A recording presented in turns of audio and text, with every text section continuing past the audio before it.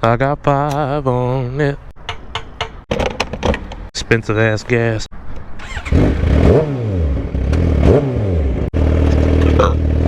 Excuse me. First of all, you gotta buy a motorcycle. Some people finance, some pay cash.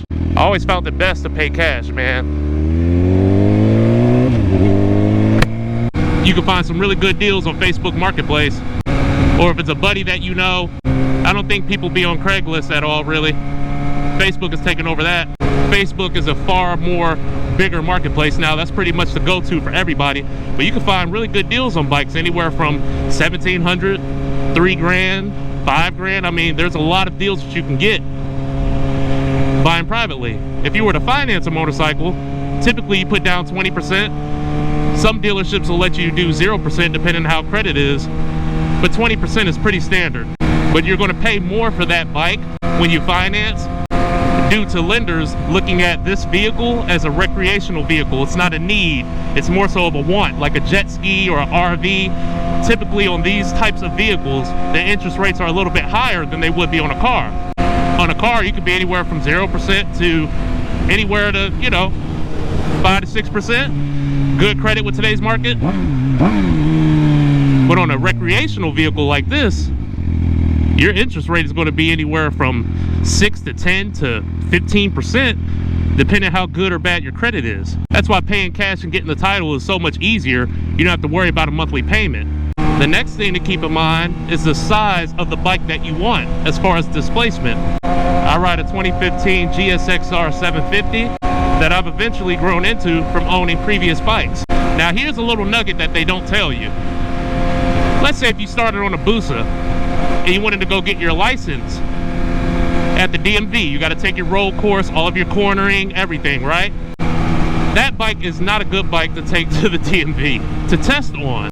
That bike is way too big to do a lot of the counter steer maneuvers that your DMV representative is going to make you do.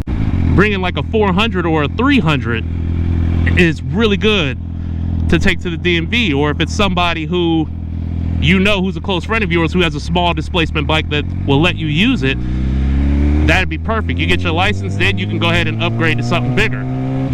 That's a big thing nobody talks about. There's nothing worse than riding a motorcycle without your motorcycle endorsement.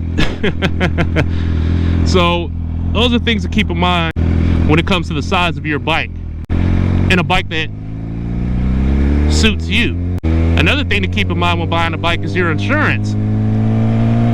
The insurance on this GSXR 750 is higher than my 636 insurance because a lot of people wreck these bikes. So it's always good to do your research to know what kind of bike you're going to be getting yourself into.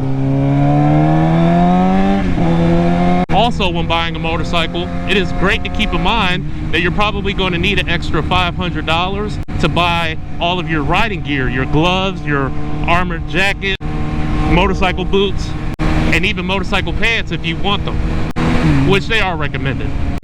Most people get a bike and never keep in mind they need a helmet. A good motorcycle helmet could be anywhere from $120 at cycle gear all the way up to $600. And then anything above that could be a little overkill, but that's a talk for another day.